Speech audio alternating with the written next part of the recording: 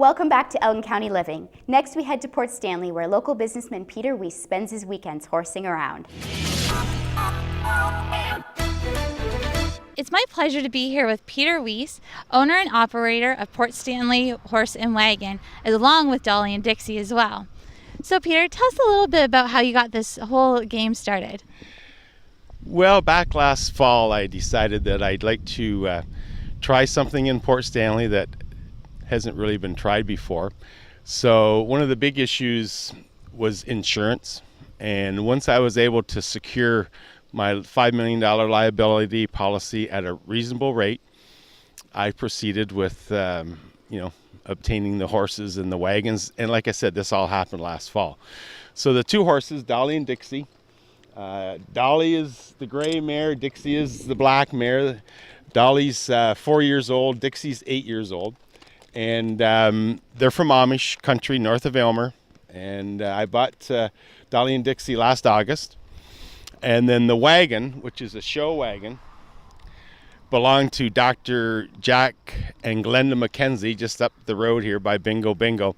And that wagon, Dr. McKenzie bought that in 1990 in Winnipeg. Showed it on the North American circuit at various events, Calgary Stampede, state fairs, Royal Winter Fair, that sort of thing. Actually, he showed me a picture. They had that wagon with a team of 8 horses hooked to it. Anyhow, he ran the circuit from 1990 until 94, and then decided to retire. Sold his show horses, show harness, but kept the wagon, and offered it to me again last fall. And so everything kind of went on hold until this spring, and we started up on May 2-4 weekend with our ride. So Great. Now, what are the hours for the summer? Okay, May and June, we're open to give rides on Saturday and Sunday, weekends only, from noon until 6. Starting July 1st weekend, I'll be open from Thursday until Monday, noon till 6. And I have an email address. I have brochures out and about that if anyone's interested in maybe a special event, we could look at that.